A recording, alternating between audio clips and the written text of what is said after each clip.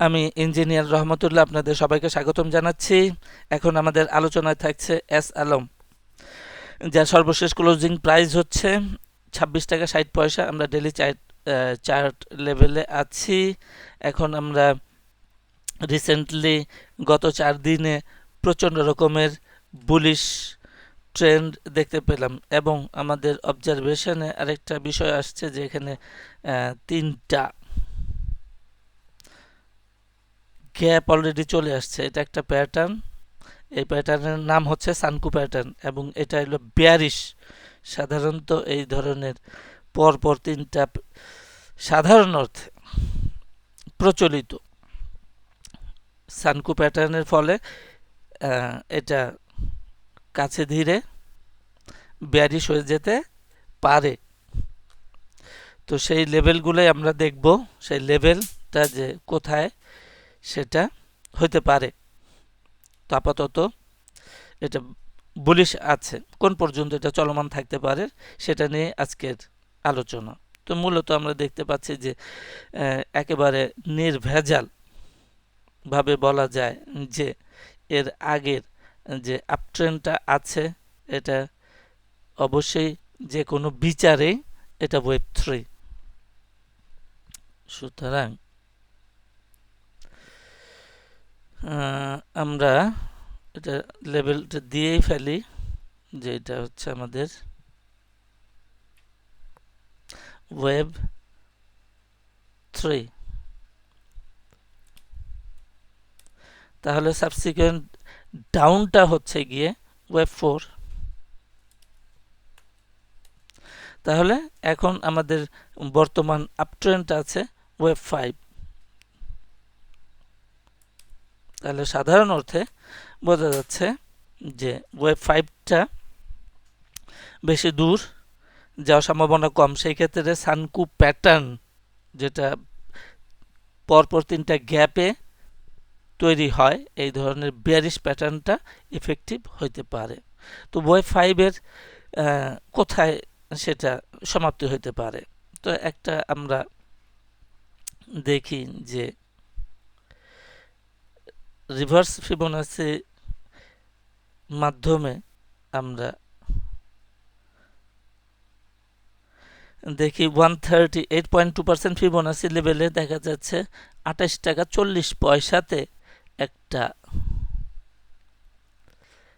Level আছে 28 টাকা 40 পয়সা, যেখানে ওয়েব 5টা সমাপ্তি হইতে পারে সাধারণ অর্থে।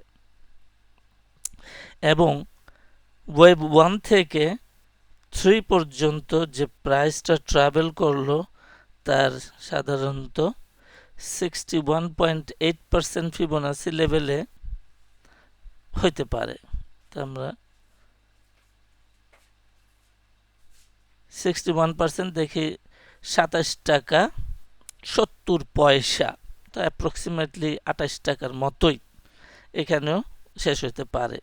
তো আরেকটা হলো যে ওয়েব 4 সম্পূর্ণ ট্রেন্ডটাকে ফিবোনাসি সিকোয়েন্সের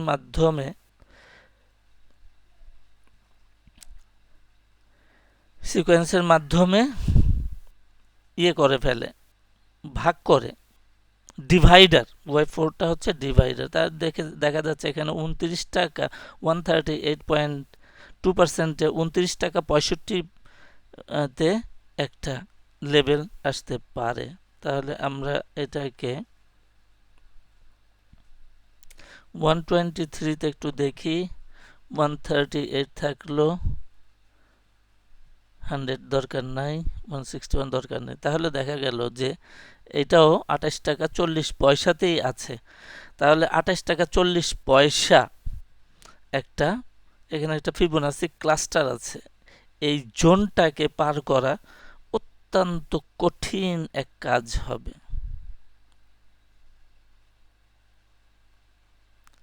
এটাই আমাদের বর্তমান চলমান আপট্রেন্ডের জন্য, যেটা গত 4 কর্মদিবসে আমরা দেখলাম যে অত্যন্ত বুলিশ ট্রেন্ডে আছে।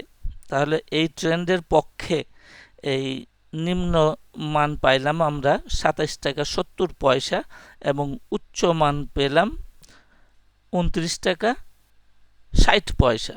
এই জোনটা পার করা অত্যন্ত কঠিন হবে।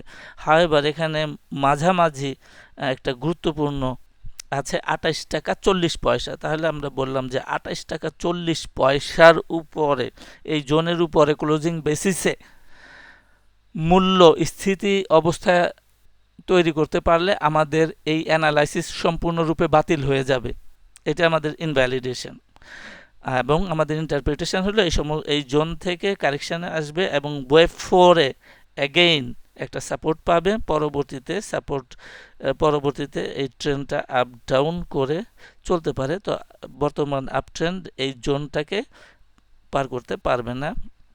কারণ হচ্ছে যে এখানে আমরা এতক্ষণ যে ক্যালকুলেশন দেখাইলাম, এই ক্যালকুলেশনটা হলো এইখানে, এটা হচ্ছে 30শে জানুয়ারি থেকে।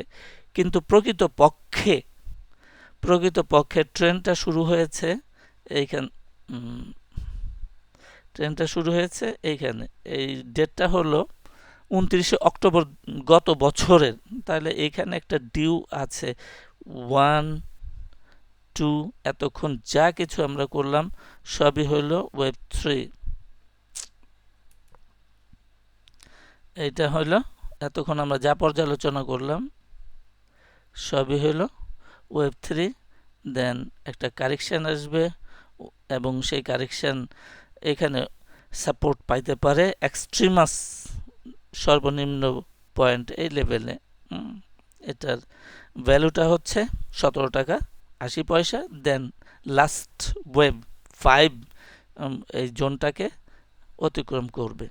এখন বর্তমানে আমরা দেখি যে এই যে গত 4 কর্মদিবসে অত্যন্ত বুলিশ থাকলো, সেইটা আমরা দেখি ইন্ডিকেটরে কিন্তু হায়ার হাই করতে পারছে না। অর্থাৎ প্রাইস বুলিশ আছে, অত্যন্ত শক্তিশালী আছে, কিন্তু ইন্ডিকেটরগুলা টার্মিনেটিং লেভেলে এসে দুর্বল হয়ে যায়। প্রাইস হায়ার হাই আছে, কিন্তু আমাদের ইন্ডিকেটরগুলা দুর্বল আছে। এই দুর্বল কখন হয়? টার্মিনেটিং ওয়েভে, যেখানে ট্রেনটা শেষ হবে সেই সমস্ত জায়গাতেই ইন্ডিকেটরগুলা স্লো হয়ে যায়। তো আজকে এই পর্যন্তই।